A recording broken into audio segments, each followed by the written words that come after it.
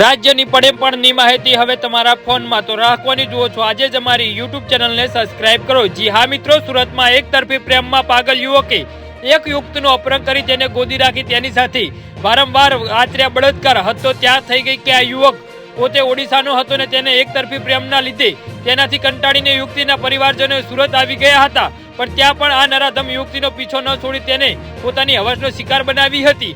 આ નરાધમ પર આરોપ છે કે એક યુવતીનું અપહરણ કરી તેને ગોદી રાખીને તેના પર વારંવાર બળાત્કાર ગુજારવાનો હતો। આ યુવક મૂળ ઓડિશાનો રહેવાસી છે। તેને પ્રેમમાં પાગલ બની પોતાના પિતરાઈના ત્યાં રહેતી યુવતીનું પહેલા તો ચપ્પુની અણીએ અપહરણ કર્યું હતું ને તેની પાસે વારસાના ત્રિકમનગરમાં એક રૂમમાં રાખી તેની સાથે અવારનવાર દુષ્કર્મ ગુજાર્યું હતું। આ હયાતની વચ્ચે એક દિવસ યુવતીએ આ હેવાનના ચુંગાલમાંથી ભાગવાનો પ્રયત્ન કરતા પરંતુ તે આ નરાધમ ત્યાંને ધ્યાને ચડી ગઈ હતી, જેથી આરોપીએ યુવતીને રોકવા તેના માટે ગળા પર બ્લેડ મૂકીને તેને ધમકી આપવાનું શરૂ કર્યું હતું। જો કે રાહદારીઓએ યુવકને પ્રતિકાર કરતા ઉશ્કેરાઈને રાહદારીને બ્લેડના ઘા મારી દીધા હતા અને ત્યાંથી ભાગી ગયો હતો। જી હા મિત્રો, તો આના વિશે તમારું શું કહેવું છે તો નીચે મારી કમેન્ટ બોક્સમાં જરૂરથી જણાવો।